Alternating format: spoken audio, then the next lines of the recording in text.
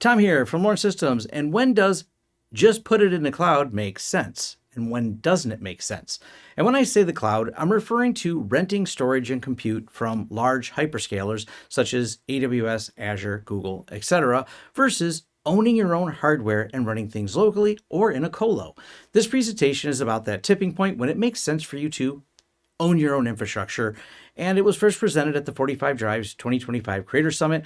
And I'll be referencing their hardware because it's part of the solutions we provide for clients. But it's not sponsored by 45 Drives. It is sponsored by my friends over at Meter, the company rethinking how enterprise networks are built and managed. Meter delivers wired, wireless, and cellular networking in one integrated solution, covering everything from hardware and software to deployment and support.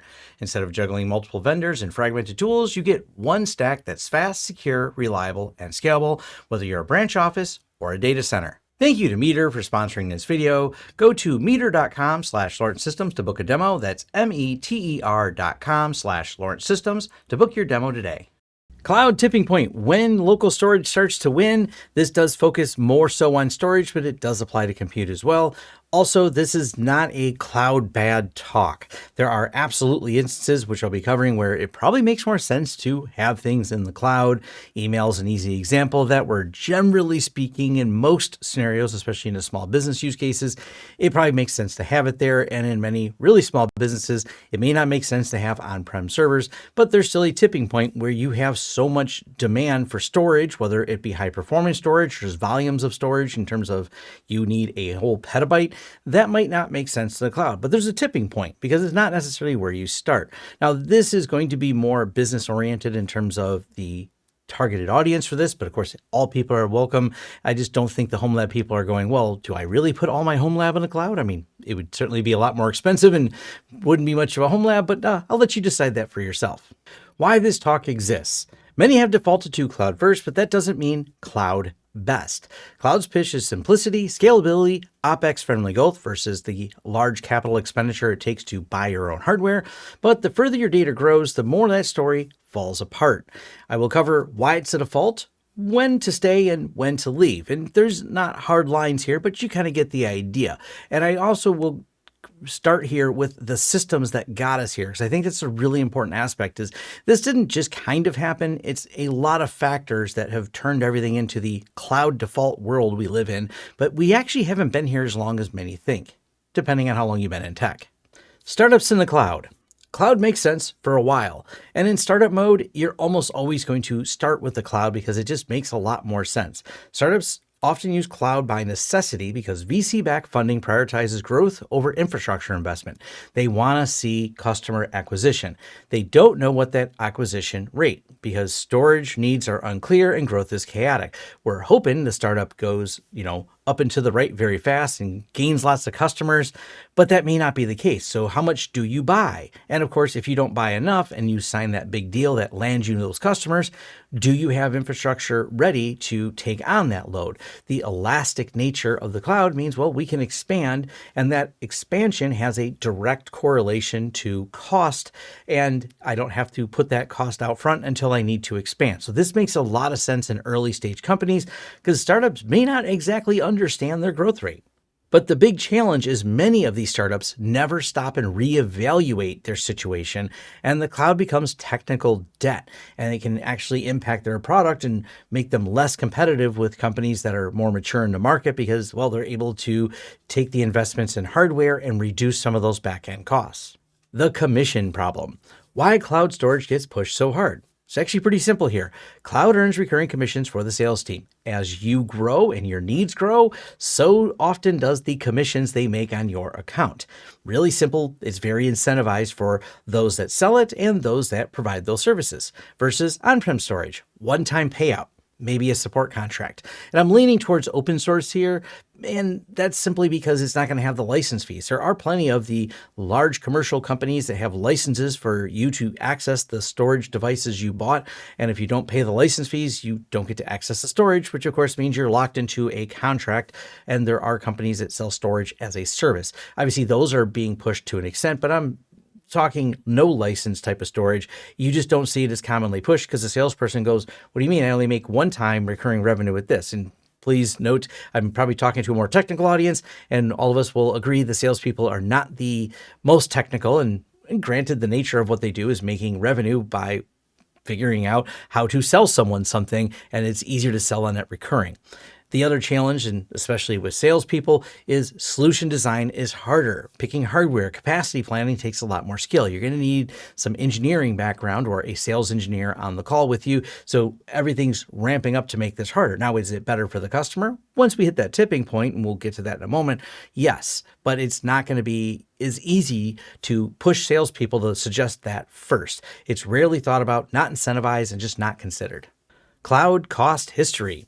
This is interesting for those of us who've been in tech a long time and remember how this played out. Between 2010 and 2015, AWS reduced the price of S3 Standard by 84%. Between 2010 and 2017, Azure reduced the price of Blob LRS by 87%. And between 2010 and 2014, GCP reduced the price of standard storage by 85%.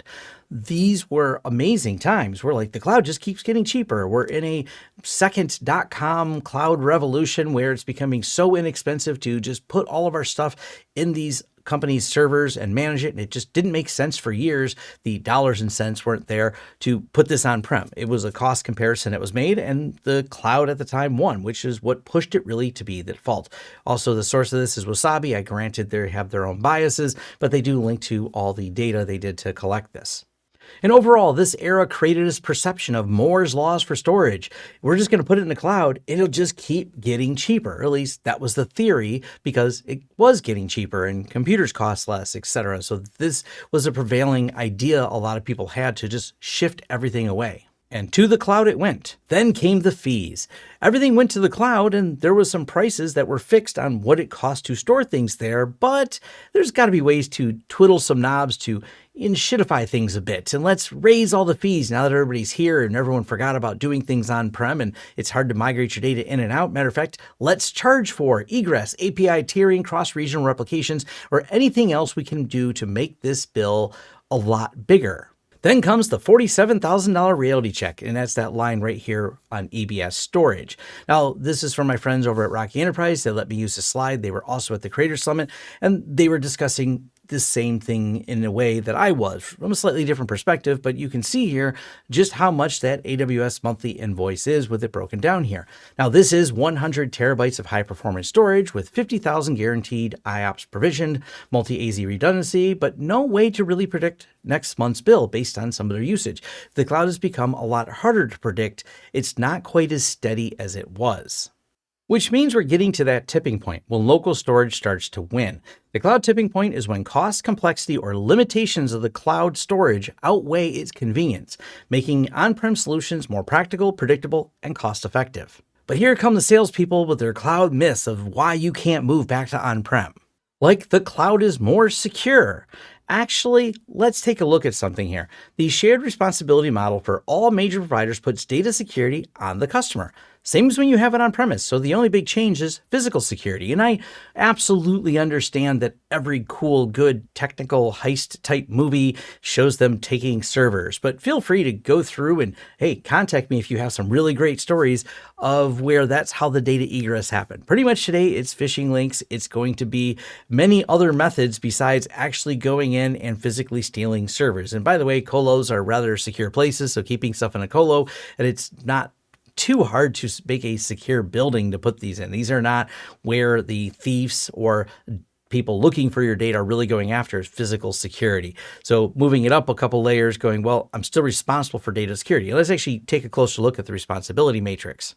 And this specifically is Microsoft's, but they're very similar, whether you're Microsoft, Google, or AWS. And when you look at information and data across the top, Microsoft makes sure to let you know they are never responsible for it. Devices, mobile and PCs, they're not responsible for those either.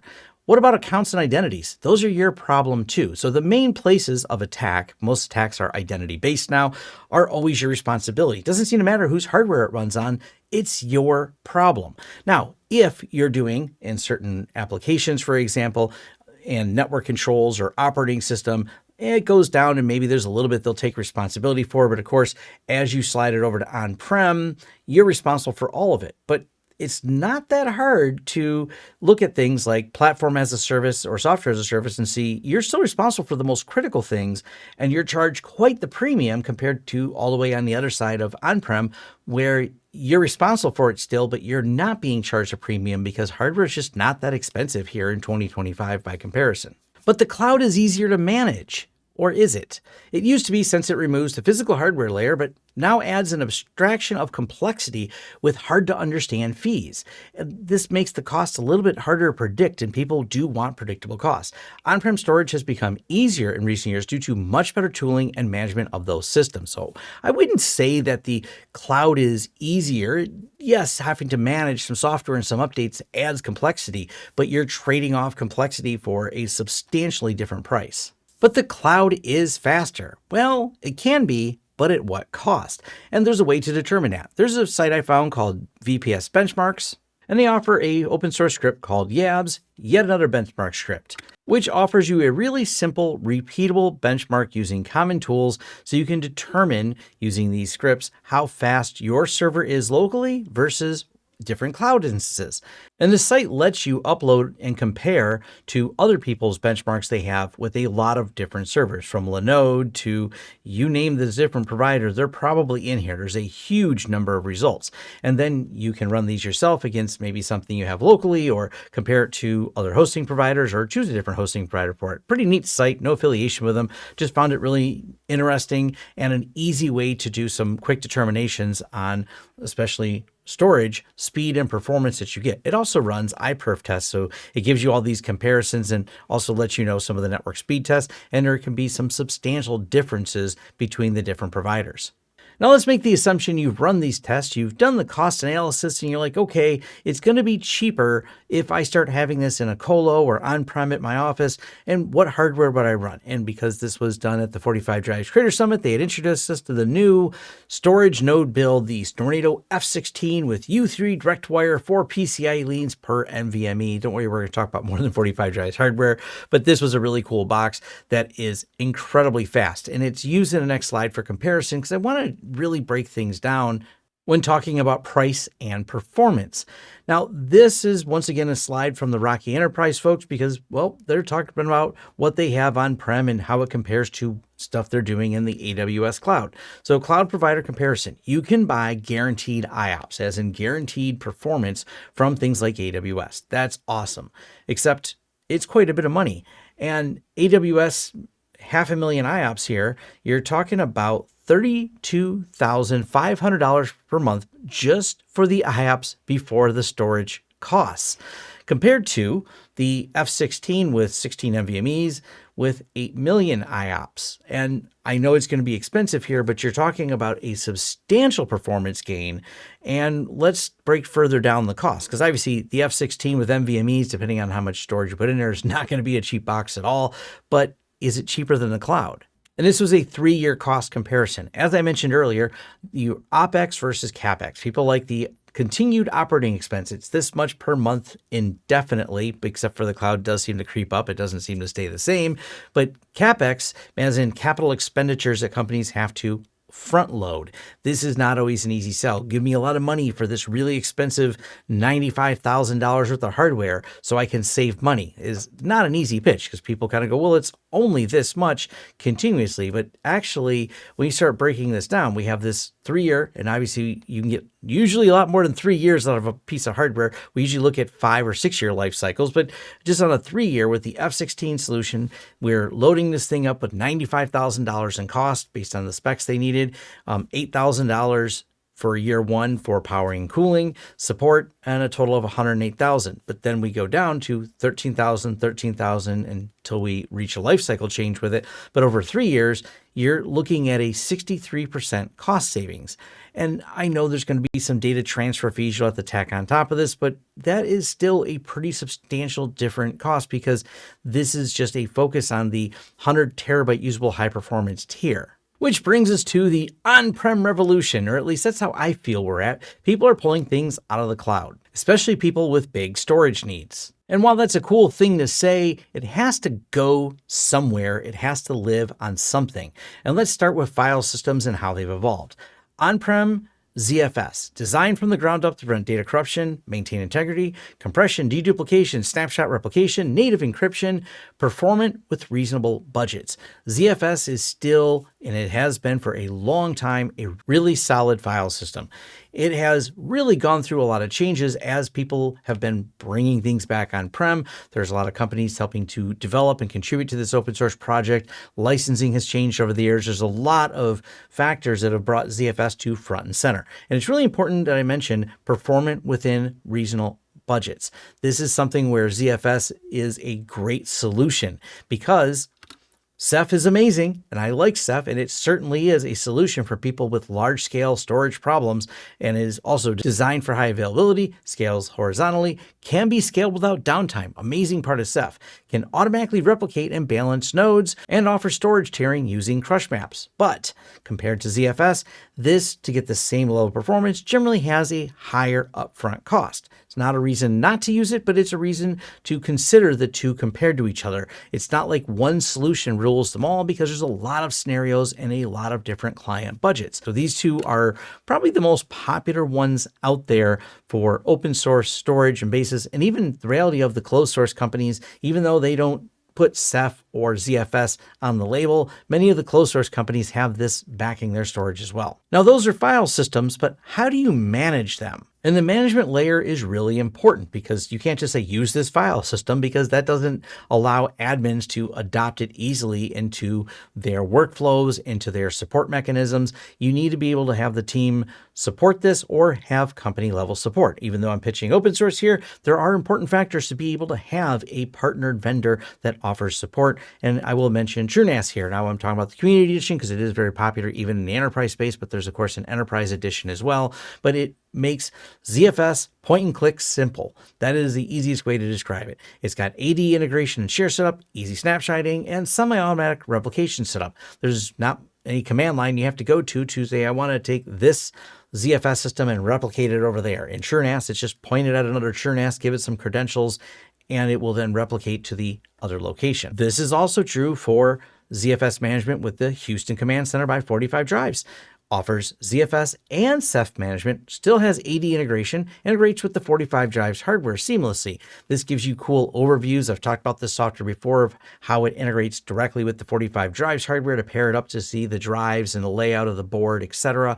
And I think that is awesome. This is fully open source. It's stuff you can try as well, just like TrueNAS. It's another way to manage it and also makes it easy and supported by the team over at 45 Drives to make storage management an integrated part of an IT solution on the back end. What about managing the compute side? We talked about storage, but I have more than just storage needs. And this is where VMware probably would have been brought up prior to Broadcom destroying them, but here we are with Proxmox and XCP-ng. This is actually a competitive ecosystem where we have two different, very popular, very good solutions that are open source, avoiding lock-in, have support available on both platforms, integrate with the previously mentioned storage, whether it be CEPH or any of the TrueNAS or ZFS options, integrates high availability and failover and all kinds of other great features with integrated backups. This isn't just a hodgepodge together solution. This is real solutions used by very large companies. Whether or not people choose to believe that is always interesting. People tell me it's only VMware and commercial products out there, but I can tell you, having directly worked with companies that are in the Fortune 1000 that are using both of these, not just Proxmox or XCP-ng, but I have seen both in different categories. Companies, well, didn't stick with VMware as much as people thought they would. I think that was kind of an overestimation, and these have really matured. And by the way, I know there's a ton of other ones people are going to mention out there with OpenStack, etc. There's all kinds of different tools for managing virtualization environments. These are just two of the more popular ones, but yeah, I'm completely aware there are plenty more. Now, obviously, using new equipment is ideal for production environments, and one of those cool Stornado F-16s with U3 drives and 8 million IOPS is, well, amazing. Except maybe the client's budget doesn't really fit that, and you're trying to solve the problem of, well, we want to get this moved to local compute because that's where the action is happening, that's where the need is, and it doesn't really fit in the cloud. And let's buy some refurb hardware, because if we use the previously mentioned software, we can create a level of resiliency by buying 3, 4, 5 of these, putting them in a HA cluster and tying them to the storage solution that we've chose. And I think that's a completely reasonable deal. I do have an affiliate link with Tech Supply Direct. I've worked with them for quite a few years now. They've been a really good go-to place. And currently they have like the R650s, which are still relevant here in 2025. It's not Dell's latest, but it's not completely out of its life cycle yet. So you can do this and frequently get a client along when there's a deal that needs to be had to get the project going forward. It's also really popular as a secondary or backup solution to have a couple of these that can run their workload. And a lot of the workloads don't always require 8 million IOPS a second. And then of course we got to talk about storage. I don't have any affiliate links at all for server part deals, but I do have really good experience with them. I bought quite a few hard drives and they've all worked really well. They come with good warranty, even though they're recertified drives. It is a warranty you get through them. My experience has been great. I'm just sharing that information with you. I've also would recommend watching Level 1 Techs because Wendell's talked about his good experience with them as well. This has been just a great place to buy a bulk amount of hard drives and set up extra storage, especially if you need people who want extra resiliency of not trying to back it up in a cloud, but maybe they have multiple locations, multiple buildings, especially we deal with this in manufacturing, and we can just synchronize between the geographically different buildings they have to create resiliency amongst their storage without sticking it on the cloud and breaking the budget. Now for some further reading. 37 Signals left the cloud and gave a really good detail. And most companies aren't very forthcoming, and many of the ones we work with aren't willing to completely talk about what came from the cloud and moved on to their on-prem. They generally don't want that to be talked about. But the folks at 37 Signals, well, they did a great case study here on themselves of being able to save $10 million over 5 years. It's all about their cloud exit. Lots of articles, write-ups, details, including they have a podcast. So I'll leave a link down below so you can go through this. They even have some of their cloud exit headlines because they kind of made waves with this when people said, you saved how much? I mean, that seems pretty substantial. And of course it is. It's a great read. I do recommend it. So have you reached your cloud tipping point? Is it time to stop paying rent on your own data and bring things back on-prem? I'd love to hear your thoughts, so drop them in a comment down below. Let me know where you stand on that. For a deeper dive into the tech tools and trade-offs, head over to forums.lawrencesystems.com where we can have a much more in-depth discussion about this and other topics. Thanks for watching. Like and subscribe. Find me on the socials at lawrencesystems.com.